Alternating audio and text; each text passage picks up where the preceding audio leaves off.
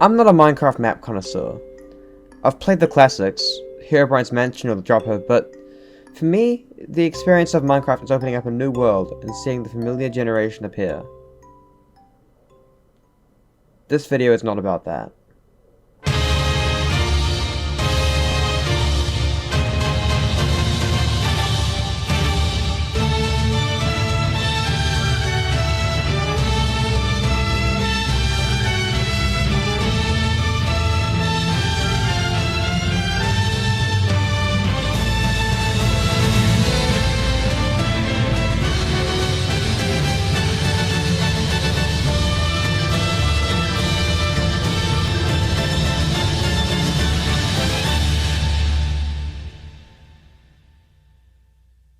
Drehmal is a huge Minecraft survival story map, initially created by Keeko 100 and Balderich alongside their incredible team of map builders, programmers, and artists.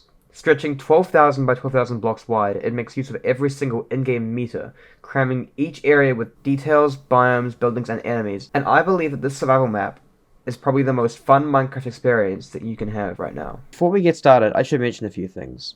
This video is quite possibly a bit outdated. The map I'm currently talking about is Drehmal Primordial, which was released in 2020. Currently, the latest expansion of the map is scheduled to be released early next year. This update is frankly ridiculous. They're upgrading all the weapons and somehow decided they wanted to add even more detail to the world, which is insane, but this video won't be covering any of the details releasing then. Secondly, I played through this map with my friends and recorded a large part of the tens of hours we spent in the world, but I only decided to start recording about 4 hours in, so we'll have to fill in early parts of the video with other creators' footage. All other credits will be featured in the description. Thirdly, Drehmal manages to tell a captivating story, which is quite impressive due to a complete lack of cutscenes or actors.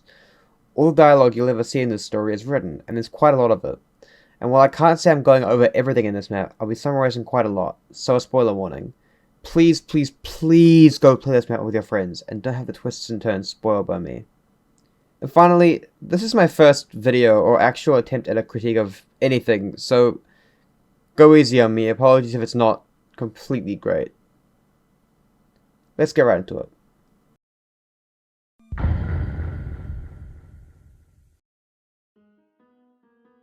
The game opens ironically in one of the most closed sections on the entire map. You wake in a tomb of stone brick, breaking your way out of your coffin and making your way through the hallways of gods. We see the beginning of the text lore that becomes a very normal thing throughout the story. An admirable quality of Drehmal is that it's all been created for vanilla Minecraft, save for a resource pack created for textures and weapons. The official website says, Drehmal Primordial takes what makes Minecraft so great and brings it to the next level. I think it's a really important decision to discuss, as you could easily have hit into a different mod to create this. Sure, that might mean it could get a lot more complicated in development, but mods could have made developing so much easier for this, but instead, they made the ambitious choice to rely purely on Minecraft's tools like signs and books to create this map. And I think they pull it off, with scattered notes found around the world piecing together rich histories as well as small personal stories, like something out of Fallout or Skyrim. Making your way to the end of the chamber, you come across the final section of your initiation. Up the staircase is the realm of Drehmal. Leaving this tomb means you will be vulnerable to natural elements and free to explore and survive however you please. Good luck. This also speaks to a very heavy truth about Drehmal's vanilla-friendly gameplay. The heavy majority of this world can be treated the same as a Minecraft world. The familiar gameplay loops are still there, punch a tree to get some wood, build a house. This truly feels like an extension of the base game, as if years in the future Mojang had decided to create a story for Minecraft. This really makes a game like Minecraft feel like a blank canvas, and the team have decided to paint a rich and interesting artwork onto it. Once you emerge from the stairs, you find yourself on top of a large hill overlooking an open landscape.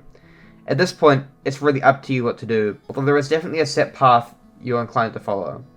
But it's important to note, what I talk about from here on out is pretty much just my experience. Every player will have a different story they can tell. A path trails off in front of you, and heading down to it you find signs pointing to 2 locations. Signs are an important part of discovery in this game. They're essentially little hints to the existence of other important locations on the map. They never tell you exactly what to expect. You've always got somewhere to go, because a few thousand blocks back, there was a sign that pointed to the Mirajewel Forest. Intersection! Okay. Is there a sign? Mostfield, former Inso Capital, we haven't been there. Oh, Verdant Labyrinth. Labyrinth? Oh, Yes. That sounds fucking sick. Let's go. Wait. Each new area is very unique to others, and it's not often that you're disappointed by what you find. Sprawling colourful forests, giant white tundras, coastal islands with scorched earth. Again, I'm not covering every area on this map, or be here for hours and hours and hours and hours, but this map has so many incredible locations, and you can only truly experience them by exploring them yourself. After following these paths though, you'll probably arrive in Drehmal, which is where I spent my first night in Drehmal. It's a cozy little village that feels very Shire inspired and has a great amount of access to resources, making it a smart place to set up a temporary base. It's also quite cool that every town and city has its own inn with empty beds. It makes it feel like you're not just raiding a villager's house when you stay there.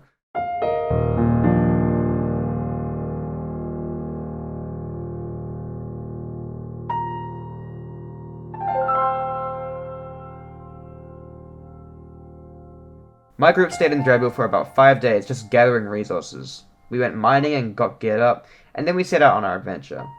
Drehmal is an excellent jumping off point to begin exploration, surrounded by lots of different branching pathways that take you to lots of different places. Because it's so cozy, it did feel like a Middle-earth style beginning of an adventure. After you start exploring, you'll also come across the quartz towers that cover the map. These are incredibly important to the game in multiple ways. Their main purpose is to act as fast travel points around the world. Hitting a button will take you to the Terminus, a teleportation hub. Upon your first visit here, likely through the Capital Valley Tower, you'll find that every single location is blocked off. As well as the signs, these also serve as little hints towards other locations to find. While we're here, let's talk about the progression in Drehmal for a second. Because this is a vanilla game, it makes it quite hard to make progression story reliant. Instead, the way you progress in this game is through exploration almost solely. This is done through the use of these towers. If you hadn't already gathered, each fast travel location needs to be unlocked, and it can only be done by finding these towers across the map. Once entering the Terminus through these towers, the little room will open up and you'll be able to fast travel back. There are a total of 28 towers across the map, one for each major area in the game. Unlocking all of these towers takes a lot of time. Some of the areas on the map are incredibly large, and it means that by the time you've found them, you've explored and found everything for hundreds of blocks around them. With each tower, your completion percentage of the Terminus is increased. This is essentially the percentage of your progression through the story. At every quarter milestone, you are given coordinates to a new area on the map somewhere. These areas are also quite important and act as story missions with a lot more linear structure and hints teasing towards the story is building up. It's a very interesting concept that I haven't seen used in any other open world games that I've played. A story that is entirely driven by how much you discover and explore, and it really made for a nice change in pace. After playing a lot of open world games, I feel like there can be a lot of burnout that comes with quest after quest after quest. Even in some of my favorite open world games, I can often find myself just grinding out missions to try and finish them and not really appreciating what they have to offer. In the later half of the game, when I was fully addicted and committed to grinding out the story, it didn't feel like I was rushing my way through anything. Exploration for the sake of exploration always feels like a side thought, but it's probably my favorite part of these games. Drehmal makes a great move by making this the progression. Every time you're trying to rush through and get to the end, you find a cool new structure that gets you sidetracked and rush off to explore. I spent far more hours just looking at cool locations, building, mining, and crafting on this map than trying to actually complete it. Now, one of the good things about the exploration is how non-linear it is. Hell, if you wanted to, you could completely ignore any missions and just treat this as a normal world. But it does make the map hard to critique in many ways, as every single player will have a completely different experience with it. My early hours of the game involved a bit of everything. It was during these hours that I fell in love with the game, and knowing that each of my friends was having a completely different experience makes it much more special. Every single place you venture out to becomes totally unpredictable. There's no way you can tell what you're doing has ever been done before. That being said, there are much more linear and story-based progression missions, which, while less exploration-focused, offer an equally exciting promise of a story. After unlocking your first 7 towers, you'll unlock the first story event of the map. And yeah. Ooh, we got 25% network linkage achieved. Presence requested at Ancillary Research Facility. Transmitting relative coordinates. Scientific progress. AV system is blah blah blah. Go there. 2250-997. And those are coordinates? After journeying out to the coordinates, we came across a research lab that was made of a set of long bridges. This is probably a highlight of playing the entire map for me, as I wasn't aware there was much of a story in this map at the time. Finding out there was a planned progression system made this much more interesting, as none of us had any real idea what was going to happen. Coming across journals, we read about experiments taking place in some giant dark fortress under a mountain. And for me, this is really the start of our story, although we didn't know it yet. Coming to the top, we got our first special item. Ah! Jesus. Dremel has difficult custom enemies to incentivize gearing up, but it also has powerful items that you can find scattered around the map, or that you can be rewarded for quests. I would know I spent time and collected every single one of these. Finding these specific items and testing them on each person's skill set was also a favorite part of this map. Right. Oh my god! Holy fuck! Check this out. You did take my butt.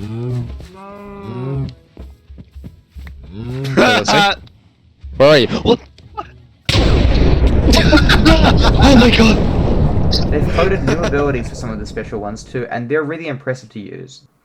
When we descended into the roots of the Heartwood, we found a small island in a giant underground river system.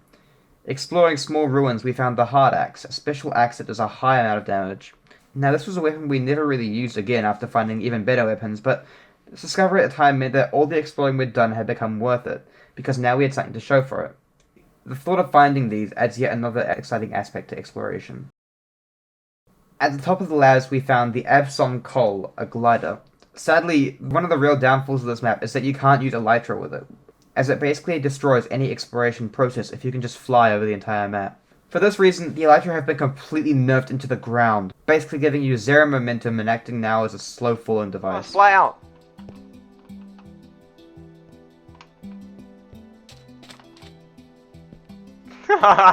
It's so slow! Look at him moving! As well as that, fireworks don't work and will damage you and your glider heavily. As a fan of Elytra in vanilla Minecraft, this was pretty discouraging, to be honest.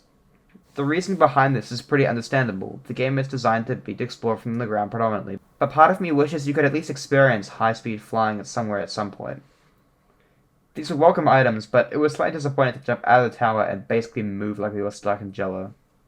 It was at this point I began to view the game a bit differently and began to actively obsess about finding towers a bit more, which made exploration a bit less mysterious. But thankfully the massive open world made it hard to focus on finding one specific thing. There was always something else fascinating to find. This map covers every single possible area you could want in a survival world. Simple areas like the plains of Capital Valley exist just for you to get your start, before venturing out into the black jungles to the east, the frozen tundras in the north, or the hellish mountains and hillcrags. A personal favourite of mine was the city of Dusps in Aklaroma, a biome of giant flowers and a beautiful colourful city that was my favourite to set up camp in. Look at that cliff, it's Rainbow Cliff. RGB Cliff.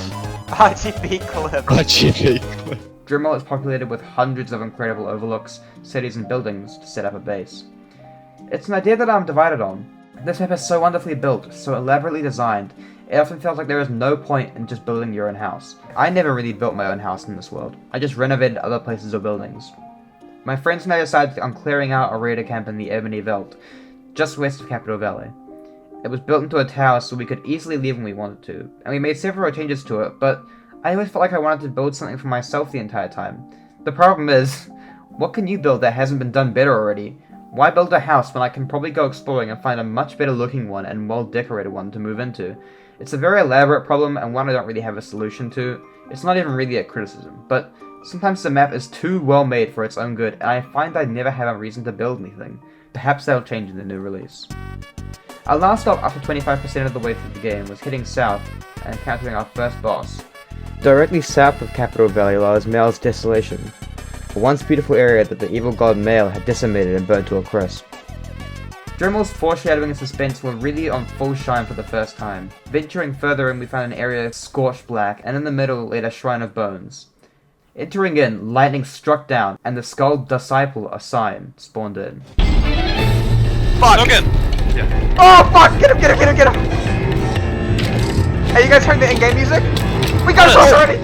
And we all died pretty much instantly. Shield, fuck! Oh fuck!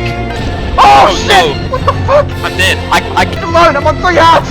I'm dead! Yet another feat of the developers was up for display here. Unlike we expected, this boss was not just a mob with a lot more health. I wouldn't say the bosses are exactly a slam point of the map, but I think it should be acknowledged that the bosses in Dremel, a vanilla Minecraft map, are more interesting than half the boss battles in games right now. After grinding a long time to get our gear back, we managed to make it back 50% of the way through the Terminus progression. This time we were told to head to an abandoned and decrepit ocean temple half submerged in a swamp.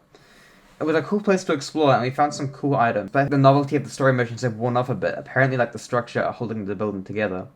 Signs were faded off walls, and making our way through, we found more notes on the giant, ominous mountain. It was clear at this point that our goal was to head to this mountain, and make our way to discover whatever horrors had happened inside. It created yet another avenue of exploration, finding this mountain.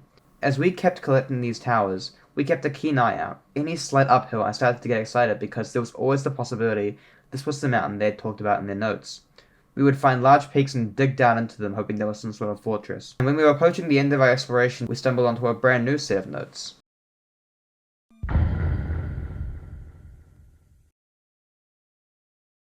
In a dark cave underneath our palace, I discovered a closed-off mine shaft with a sign, Danger! Malfunctioning elevator and chasm. Naturally, this is a game about destroying blocks, so I instinctively cut my way through and was met with the most boggling dark tunnel I had ever seen. At the end of the tunnel lay a chest of compasses, named the Compass of Nihility. This was actually the start of a questline that would unintentionally lead us to this great mountain. I invited my friends and we all followed the compass thousands of blocks north. Following the directions up into the snow for the first time, we entered the Frozen Bight and came across a small abandoned house. Inside was a riddle. There is nihilist notes. The gaping hole, its origin unsaid, close to the northern pole lies Mount Yavhalik's place of dread. South of its summit, a lantern of sea, one must plummet, and you will see. Now this actually points to a completely different dungeon that we entered soon after, but now we knew this fabled mountain was near the northern pole. So naturally, we spent the next 3 hours scouring the entirety of the northern side of the map. Eventually, we heard this. This is the most fucked music I've ever heard. Exploring further, we came across a gate, and after a lot of preparation, we prepared to open it, but then we found out you couldn't even open it because we hadn't completed Terminus yet. Okay, ready? Let's press it. You Go. can both of you press it. 2. Ah, come on. This button is locked in place. So instead we ended up exploring the area with the dark and ominous ambience still radiating around our headphones. We actually came across a very powerful weapon nearby after following the compasses and getting jump scared a few times. Ah! Ah! Oh my god! Oh my god! Oh my god! Oh my god! Oh my god! Fuck this game. Now the next milestone isn't very exciting. A new room in the Terminus opens up and it allows you to access a brand new shop, along with cool weapons stored in a glass case. That's about it. It was really a disappointment, to be honest. I think it would have been quite cool to have at least something else that we could have gone to explore. It felt like they'd kind of run out of ideas of places to send us. Regardless, we went to Turd, so we kept looking for towers. We ventured into Hellcrag, which was an absolutely insane day for us. Okay.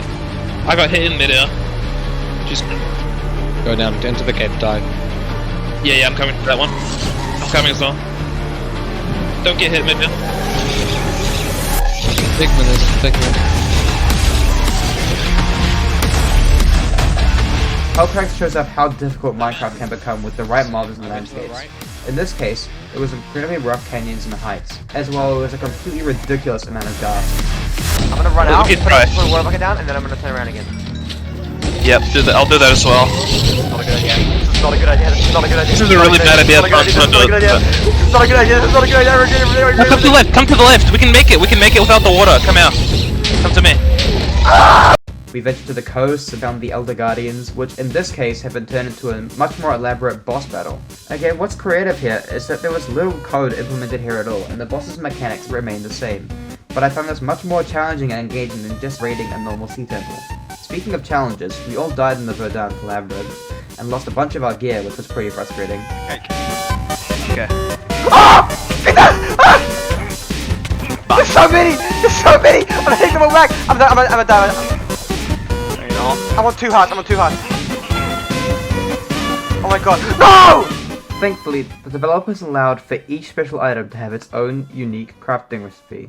This was something I was unsure about at first, because it kind of means that every weapon becomes less rare and special. But after we died so many times and we all lost our weapons, I became glad we had them pretty quickly. Crafting is something I didn't really think about as much as I should have during our playthrough, especially through our class perks. I forgot to mention earlier in the game, when you wake up in your dungeon, you can choose from one of 3 classes: Warrior, Rogue, or Paladin. Each of these classes gives you perks in the form of different enchanted boots. Warrior boots buff attack speed, Rogue boots buff movement speed, and Paladin boots buff maximum health. Basically just giving you extra health. These boots can all be upgraded with different crafting recipes, which was a pain when we lost them, but again, I'm very glad we were able to recover them. It means progression in how powerful you can be is never permanently lost. Finally, after we discovered almost every tower, we went back and fought Skeleton Disciple Assign, who we beat in like 5 seconds.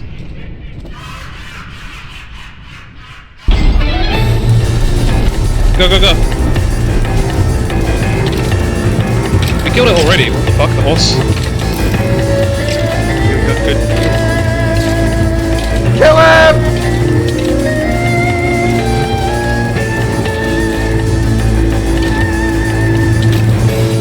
Get ready to go away. That was so easy!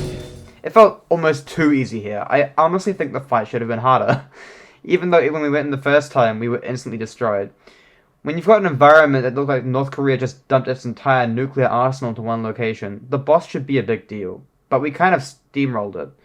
One thing I'm quite hoping for in the new update is more boss battles. They were a highlight of the time, but when you have good gear, they were just very, very easy. Bro, I was so ready. I brought so much gear. I was like, I had potions of defense. We were nervous, for fuck's sake. Finally, though, we completed each and every tower, and the terminus gave us the coordinates for the gate to the mountain, which we learned was called Mount Yavrix. Oh, Mountain of Madness! Yeah, Yavrix! Yavrix, we get this later. We all grabbed our best gear, and we opened the gate. Those following hours of gameplay are some of my favorite hours I've spent on our playthrough and probably in any video game. Drehmal manages to combine elements of traditional linear adventure maps with open world gameplay, beginning with the most linear part of the entire game, excluding the prologue tomb when you wake up in it. Walking into the mountain, we cross a giant bridge coming across the place we've read about in all the diaries we found. Logan? I'm getting 10 FPS in here. Jesus Christ. Oh, yeah. I'm getting 1. I'm frozen. 1. I keep Oh my freezing. god, I can see why. The place is full of guards and enemies, all of which were perfectly balanced for our levels. They provided a significant challenge in groups, but we were able to clear them out one by one over time. What was cool is that you're allowed to break blocks in this dungeon, which made exploration much more interesting.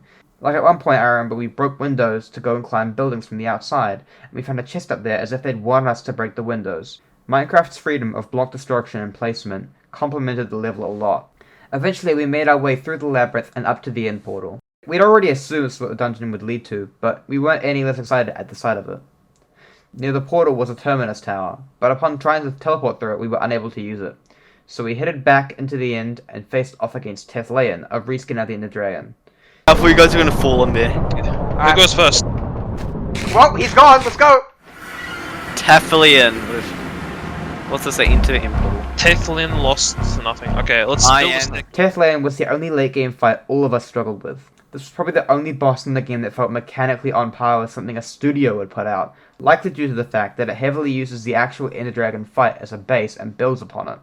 In premise, you're doing the same things as vanilla Minecraft, taking out the end crystals to stop the dragon from healing and then taking it out with their weapons. But they flesh out each mechanic to add a lot more depth. The End Island has been totally revamped with new terrain, which adds canyons and cliffs and adds a lot more verticality to the fight. It's overall far harder to navigate. All of us almost fell into the void at one point or another, but ended up okay because of our gliders. 3 of the towers are surrounded by giant stone temples full of mobs called Zealots of Nothing, who are just illusioners, an illager mob that Mojang removed from the game. Maybe it's the fact that they weren't technically supposed to be released yet, but I found that a lot of the time their attacks did way too much damage, or they did no damage at all. Oh, I'm dead as well. I got one shot. Tethlean himself has interesting new additions in the form of his special attack, which come out after all the crystals are destroyed. He has an additional fireball attack where indicators will show where he's about to shoot blazing fire. The Wikipedia page also says he has a blinding attack, but I think we were too fast for it because we never experienced it. Regardless, he feels much more boss-like as an enemy because of these additions, and his new texture even has a little weakness in his scales where you can damage with melee weapons. Regardless of the story's significance, Tethlean was easily the pinnacle of boss fights in our playthrough, because he really felt so incredibly fleshed out, and because we actually had the part of a fight, which after defeating our sign was a bizarrely rare experience. Regardless, we beat Tethlean. Let's go for it. We Yeah, let's go!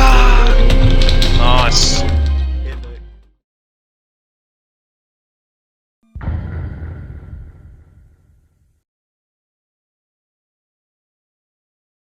Making it into the return portal marks the end of the main story, but fortunately there's also a post-game story that we found just as engaging, if not more, than the original story. It begins with a conversation you hear after entering the portal. Again, I won't spoil what is said here, but essentially, towards the end you are relayed a message that more events are to come. After getting back through the portal, we were planning on probably calling it a day and getting on a bit later, but before we left, we tried the terminus and, well, this happened. Where did you and Logan go? We just I'm left. back in the stronghold. The stronghold. Okay, Oh, what? Where is the portal? We're at the portal. We're at the portal right now. Oh, I can it's see not our head next. working. Wait, wait, Terminus security breach detected. Oh. wait, right here, right here. Do you hear this? Yeah, I hear it. Omega emergency procedures activated. Initiating terminus self-destruct. The terminus Okay, run. It's probably not gonna Jack get Jack's one. dead. Jack, bye bye. This is killing inside. Self-destruct failed. Oh my god. What is rightfully his has been reclaimed. The fuck? I'm back in the Fire terminus. nothing. Rushing to the terminus room, we found the weapon we'd seen encased in yellow glass was gone, and its case was destroyed. Written in the remnants of the glowstone was another riddle. This is sick. This is not the end of the game. It's gone. Really? It's gone. No, it's not. Yeah, it's gone. It was here. Oh wait. Oh, what? Cast aside thoughts. Travel east of the Painted City, a fallen fragment from the home of deities. Painted City. Is that That's Dusk? That's dust. just off D. This is what I mentioned earlier about Dremel harnessing its open world structure to make the game much more engaging. The thing about Dremel being more interactive than a lot of other open world games is that you can become a lot more attached to each environment. In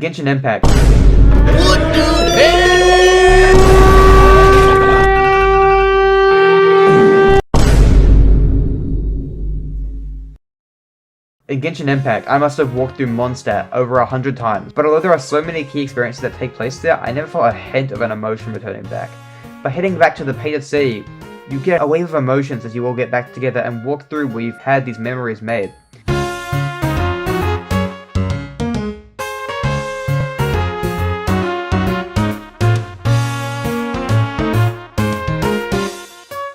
This for me was probably the most impactful, as Dust is easily my favourite city in the game, and I spent so long just exploring every house.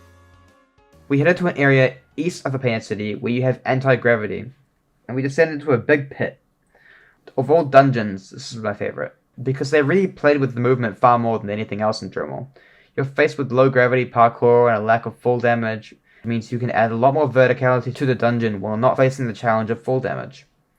Being well geared, we absolutely breezed through the dungeon, which honestly made the experience more fun. At the end, another riddle. Like, Okay, what is Primal this? Mind. Oh, he got the weapon, yeah. right? Oh, No, wait, what'd you get? It was a piece of dye. Deep within the What- mountain of holes lies a place so empty your soul. So back we went to Mount Yavlix. After a small bit of exploration, I remembered a passage blocked by bedrock that I'd come across earlier in exploration, so we headed down into a narrow corridor, finding the bedrock now gone.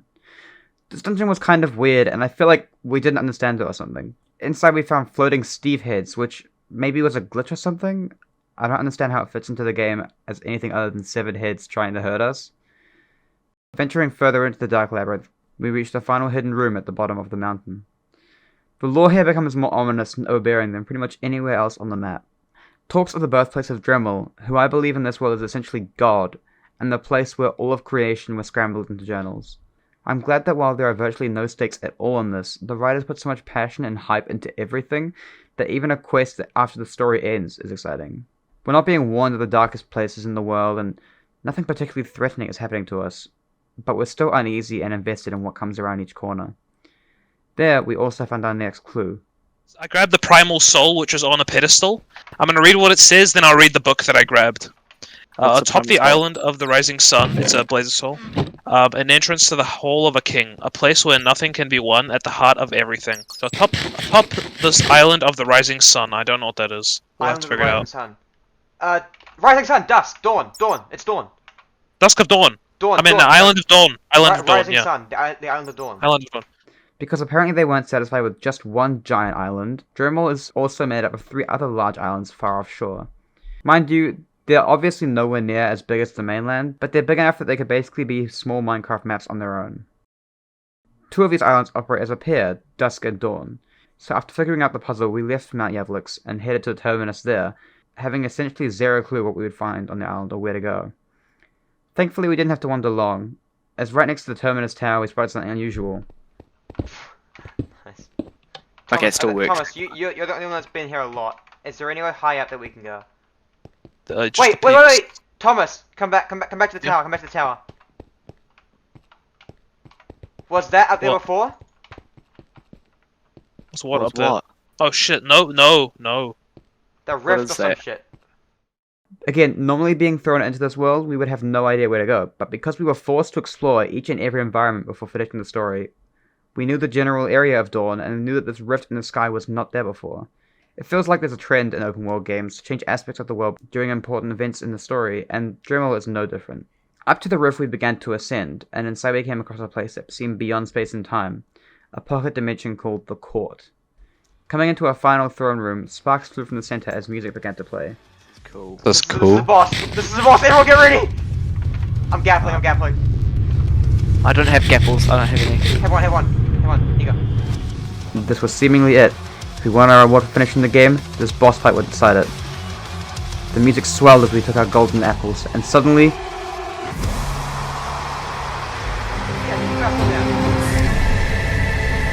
no, I'm kidding. The boss fight was actually a cakewalk. And maybe it was the fact that there were 4 of us, but it feels like it was supposed to be harder than the Ender Dragon, when really it wasn't even close. It's a shame because the drama was certainly there. The build was glorious and magnificent, and it truly felt like everything was perfect, but we just completely rolled them. This was where that fundamental problem with Dremmel's bosses became noticeable. We all left kind of disappointed with how easy the fight was. However, we did get ahead, which was cool at least.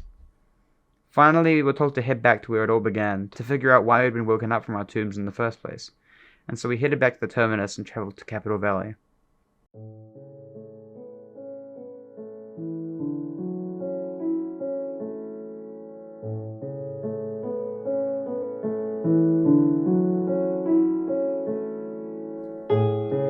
This was the end of the quest for us, and thankfully this final mission had much more emotional impact than anything the bosses had made us feel. It was cool to come back to a place where we had been together for what must have been over 30 hours earlier.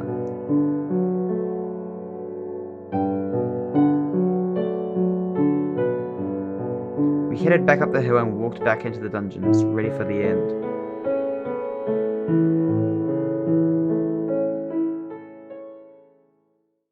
Now, I don't want to spoil the ending.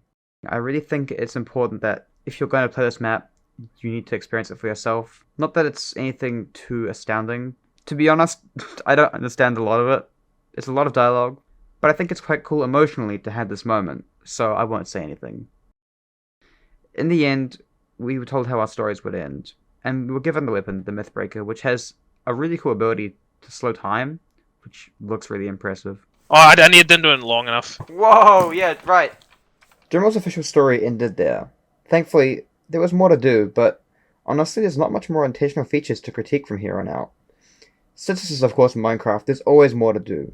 We could build or destroy whatever we wanted, and in a world full of lore and places to go, this wasn't the end. This map has far more replayability than most other open world games because no matter what happens, the world can still change to whatever you can imagine, and the scope of possibility in Minecraft is of course basically limitless. I must admit, after that though, the world was never quite the same. Not to the game's fault, but we'd finished it, and we discovered just about everything there was, and seen everything there was to see. We'd travelled the Pigman Caves of Hellcrags, we'd found the Jewel of Kasai, we'd followed the Compass of Nihility. What more was there to do?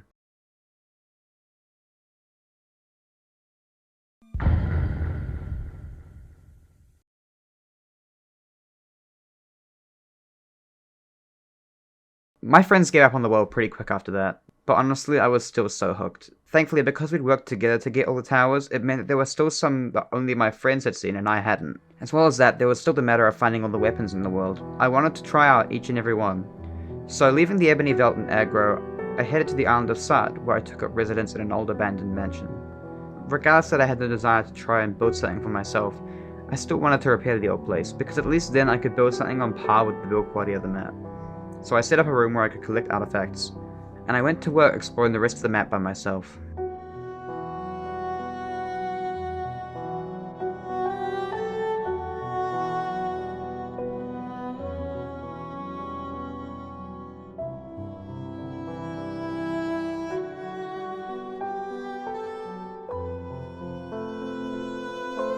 In real life, 2 weeks passed and I'd really collected everything. there's one thing about Minecraft I've kind of forgotten about, which is the infinite world. One day, when I was logging into the terminus, I noticed the coordinates, tens of thousands of blocks out. I quickly learned that Dremel has certain places where it teleports the player incredibly far out to make the interior locations easier to build. This included places like Mount Yavlix, which was encased entirely by bedrock, so we couldn't find our way out. So then, naturally, I wondered, what was on the other side of those walls? When I finished everything, I decided that would be my final mission, to find the terminus and see what was on the other side. Heading back to the Ebony Veld, I headed to meet Aggro and we rode north for what would be the final time.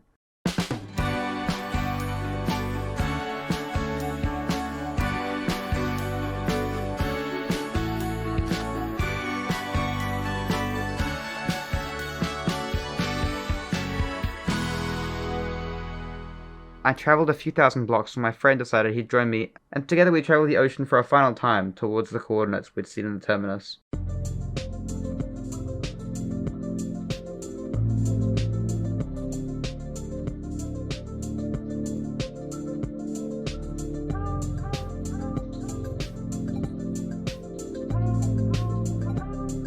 We crossed the ice up the frozen bight and off into the great unknown. After a while, we came across something I honestly wasn't really expecting. Or you can just like get a map and then put. Whoa, what the fuck? What? To our left. Oh, we're not gonna be sailing there the entire way. We're gonna be walking. Fuck. So Drehmal actually expands into a Minecraft world. It might sound like I hate it there, but I actually love this, because it means that it's literally just been added onto Minecraft. When I said before that this map is an extension of Minecraft, it really is, because essentially the entire game is still there if you just head a bit further out of the map. You could pick up the cool weapons and just treat this as a normal survival world, with extra tools and weapons if you wanted. The next few hours were really just Minecraft gameplay as we travelled tens of thousands of blocks towards our destination.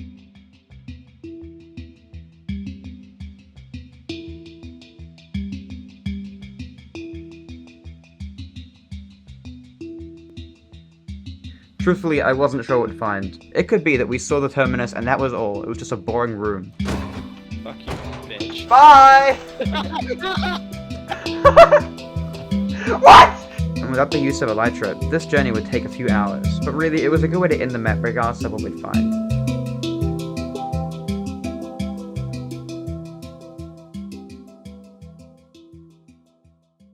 Eventually though, we arrived at the coordinates. Uh-oh. We on one heart? Do you say what if? Did you just continue to adventure mode? Yes. That's fine. I see For it. now. I see it. Wait, let's go there first. Let's go there first. There's gotta be a way in somewhere.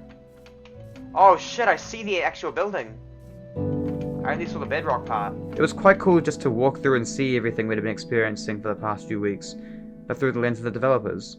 It reminded me a lot of an ending in the game Stanley Parable, where you die and come across a museum about how the game was actually made.